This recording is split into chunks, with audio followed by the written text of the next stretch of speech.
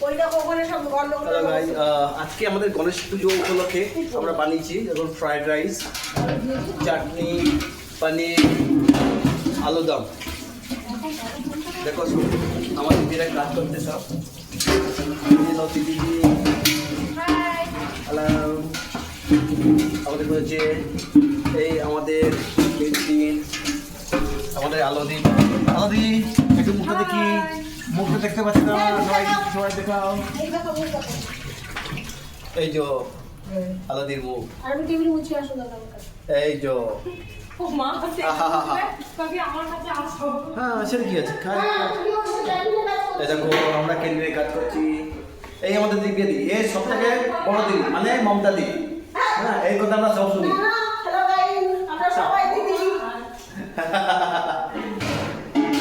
ভালো থাকুন, আবার দেখা হবে নেক্সট সপ্তাহে, ঠিক আছে তো?